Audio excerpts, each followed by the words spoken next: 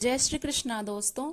अष्टावक्र गीता के तीसरे प्रसंग में ऋषि अष्टावक्र जी कहते हैं, इहामुत्र विरक्तस्य नित्यानित्य विवेकिनः आश्चर्यम मोक्ष कामस्य मोक्षादेव विभीषिका। अर्थात जो इहलोक और परलोक के भोग से विरक्त है और जो नित्य और अनित्य का विवेक रखता है और मोक्ष को चाहने वाला है, वह भी मोक्ष से भय करता है। यह तो आश्चर्य की बात है। राजा जनक से ऋषि अष्टावक्र जी कहते हैं कि इहलोक और परलोक के भोग से विरक्त है। जो व्यक्ति इहलोक यानी इस संसार के भोग और वासनाओं से जो व्यक्ति विरक्त है, जो उनमें आसक्त नहीं है, और दूसरा लोक है परलोक।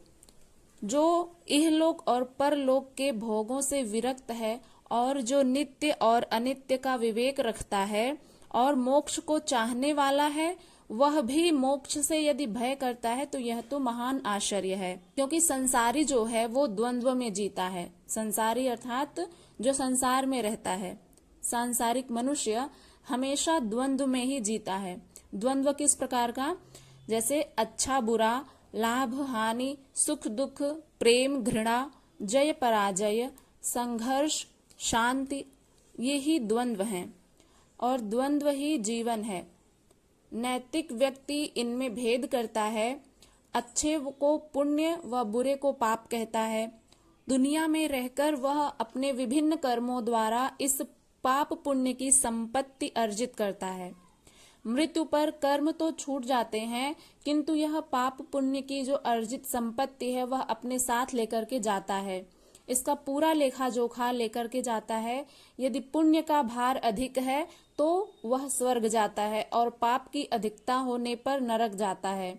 जब वहां वह इन्हें भोग लेता है तो हिसाब बराबर होने पर वह पुनः संसार में लौटता है।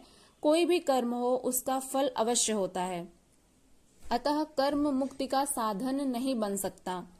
यदि हम ऐसा कहें कि हमारा जो कर्म है वह मुक्ति का साधन है, हमें मोक्ष दिला सकता है, तो ऐसा कभी नहीं हो सकता। क्योंकि हर एक कर्म का फल अवश्य होता है और वो हमें मिलता ही है। चाहे हम शुभ कर्म करें या अशुभ कर्म करें, तो उसका जो फल है वही हमें बांधता है बंधन में। इस नाते हम मुक्त नहीं हो सकते। इसलिए कर्म को मुक्ति का साधन नहीं कहा जा सकता है। जो स्वर्ग की कामना से कर्म करते हैं वे भी भोग की ही कामना कर रहे हैं कि वहां इस संसार से भी ज्यादा अच्छा भोग होगा। किंतु मुक्ति की इच्छा रखने वाला इन दोनों प्रकार के भोगों से विरक्त होता है। वह द्वंद्व से पार हो जाता है। उसमें यह विवेक आ जाता है कि संसार के भोग यदि अनित्य हैं तो स्वर्ग के भोग भी अनित्य हैं।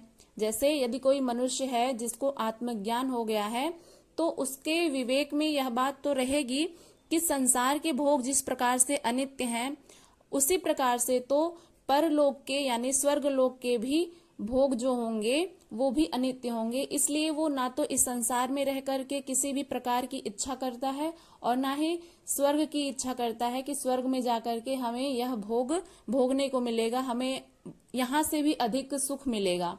तो इन द्वंद्वों से वो परे हो जाता है जिस व्यक्ति में आत्मज्ञान आ जाता है। अब ऋषि अष्टावक्र जी राजा जनक से अगला प्रश्न करते हैं कि क्या वास्तव में उन्हें आत्मज्ञान हुआ है या नहीं, इस बात की परीक्षा लेते हैं। वे कहते हैं कि जैसे संसार के भोग अनित्य होते हैं वैसे ही स्वर्ग के भोग भी अनित्य होते हैं। तो जो विवेकी व्यक्ति होते हैं वे नित्य शाश्वत परमानंद मुक्ति की ही चाह रखते हैं। ऐसा विवेक आत्मज्ञान की स्थिति में ही पैदा होता है। तो जो व्यक्ति आत्मज्ञानी हो चुका होता है उसके ही मन मस्तिष्क में इस तरह के विचार आते हैं कि जैसे संसार के भोग अनित्य हैं उसी प्रकार से परलोक के भी जो भोग हैं वे अनित्य ही होंगे। इसलिए अष्टावक्र जी जनक से प्रश्न करते हैं कि तू आत्मज्ञान को उपलब्ध हो गया, इसलिए तो इस संसार और स्वर्ग आदि के भोगों से विरक्त हो गया है। आत्मज्ञान के बाद अगला जो चरण होता है वह मुक्ति ही है। तो उसे भी चाहने वाला है। जो संस्कार जो वृत्तियां बीज रूप में शेष हैं उन्हें भी नष्ट करके तू पूर्ण रूपेण मुक्त होकर के उस नित्य एवं शाश्वत को पाना चाहता है। फिर भी तुझे मोक्ष से भय लगता है तो ये बड़ा आश्चर्य है। अष्टावक्र जी यहाँ पर यह कहना चाह रहे हैं राजा जनक से। वे कहते हैं कि यदि तुम आत्मज्ञान को उपलब्ध हो गए हो तो इस संसार में और स्वर्ग आदि के भोगों से विरक्त हो गए होगे, और आत्मज्ञान के बाद जो अगला चरण आता है वह मुक्ति ही होती है। क्योंकि जो व्यक्ति आत्मज्ञानी हो जाता है उसे पता चल जाता है कि ये संसार अनित्य है और इस संसार में रह करके भी मुक्त रहा जा सकता है। आत्मज्ञान की अनुभूति होते ही उसे यह संसार ज्यों का त्यों तो रहता ही है, लेकिन उसकी दृष्टि बदल जाती है। इसलिए अष्टावक्र जी यहाँ पर कहते हैं कि आत्मज्ञान के बाद जो अगला चरण है वो मुक्ति का होता है, तो उसे भी चाहने वाला है। जो संस्कार, जो वृत्तियां बीज रूप में तुम्हारे मन में शेष हैं, उन्हें भी नष्ट करके तू पूर्ण रूपेण मुक्त होकर के उस नित्य एवं शाश्वत को पाना चाहता है, उस परम तत्व के बारे में जानना चाहता है। फिर भी तुझे मोक्ष से भय लगता है, तो ये तो महान आश्चर्य है। मोक्ष में, मुक्ति में बड़ा भय लगता है, पूर्ण स्वतंत्रता में भी बड़ा भय है, बड़ी असुरक्षा है, क्योंकि वहां भोग तो नहीं होंगे। एक वीडियो देखी थी हमने आचार्य प्रशांत जी की। वे कहते हैं कि मनुष्य जो है, सांसारिक मनुष्य, वह अपने आप को इसलिए ज्ञान के पास नहीं ले जाना चाहता है, क्योंकि जब व्यक्ति को ज्ञान होता है तो उसकी जो बेड़ियां हैं, जो परंपराएं वो लाद करके फिर रहा है, वो सब उसे छोड़नी पड़ती हैं। और चूंकि उन बेड़ियों में ही वह स्वयं को बहुत महान समझता है और अहंकार के कारण वो ज्ञान तक नहीं पहुंच पाता है, और ना ही उसे किसी भी ग्रंथ का ज्ञान हो पाता है, ना ही वह स्वयं को जान पाता है। तो इस कारण से उसे वहीं का वहीं ही रह जाना पड़ता है।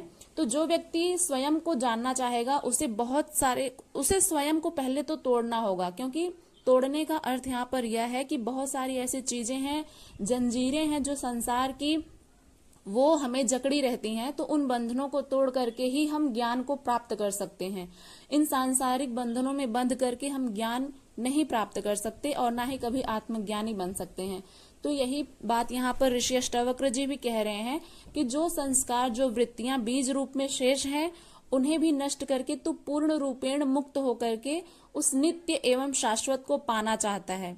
तो मोक्ष में और मुक्ति में बड़ा भय लगता है कि हमें मोक्ष मिल जाएगा, हमें मुक्ति मिल जाएगी, इसमें भी बहुत भय है। भले ही लोग इसकी कामना करते हैं, लेकिन इसमें जो पूर्ण स्वतंत्रता मिल जाती है वहां पर भी बड़ा भय होता है, बड़ी असुरक्षा होती है। क्योंकि व्यक्ति के मन में तो ये बात रहती है कि वहां पर ये सांसारिक भोग नहीं होंगे, वहां पर पूर्ण स्वतंत्रता होगी, हम मुक्त होंगे पूरी तरह से। इसलिए भोग की इच्छा करने वाला मुक्ति से भयभीत होता है, वह चाह करके भी मुक्त नहीं हो सकता। तथा जिसे मुक्ति से भय लगता है, इसका अर्थ ही है कि अभी उसकी भोगने की वासना शेष है। अष्टावक्र जी जनक से यही जानना चाहते हैं कि उनमें भोग वासना तो कहीं शेष नहीं है, क्योंकि यदि भोग वासना शेष है तो इसका अर्थ है कि राजा जनक को भी मुक्ति से भय लग सकता है। इसी बात को ऋषि अष्टावक्र जी जानना चाहते हैं कि क्या वास्तव में इन्हें मुक्ति से भय लगता है।